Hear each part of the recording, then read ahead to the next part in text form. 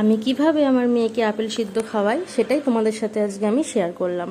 প্রথমে আপেলটাকে কুচি কুচি করে কেটে নিলাম, তারপর ওমন 4-5টা কিশমিশ আর খেজুর দিয়ে দিলাম, তারপরে জল দিয়ে ওটাকে আমি সেদ্ধ করে নেব। সেদ্ধ করে নেওয়ার পরে যখন একদম নরম হয়ে আসে তখন ওর মধ্যে 1 চামচ ড্রাই ফ্রুটস গুঁড়ো দিয়ে দেবো। আর ড্রাই ফ্রুটসটা একটু কমই দিই যেহেতু এখন গরমকাল। তারপর আমি ওটাকে গ্রাইন্ডারে পুরো একটা স্মুথ টাইপের পেস্ট করে নিয়ে তারপর ওটাকে আমার সোনাকে আমি খাওয়াই। এটা কে? এটা আমার নিধি সোনা। নিধি সোনা কি খাবে বলো? Apple juice. বলো খাই দেবো, খাই দেবো ওকে, খাই দেবো ওকে। আমার সোনা খেয়ে নেয়, তাড়াতাড়ি খেয়ে নেয়, তাড়াতাড়ি খায়।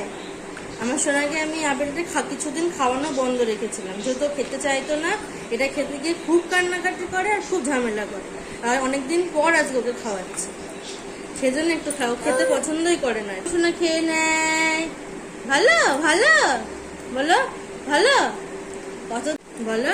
ঠিক আছে, আমি তাহলে খেয়ে নি। তোমরা সবাই ভালো থেকো, সুস্থ থেকো, আর আমার মায়ের চ্যানেলটি একটু ফলো করে দিও, শেয়ার করে দিও। টাটা, বাই বাই বলে দাও। টাটা বাই বাই বলো, বলো বলো টাটা বলো, টাটা বলো, টাটা।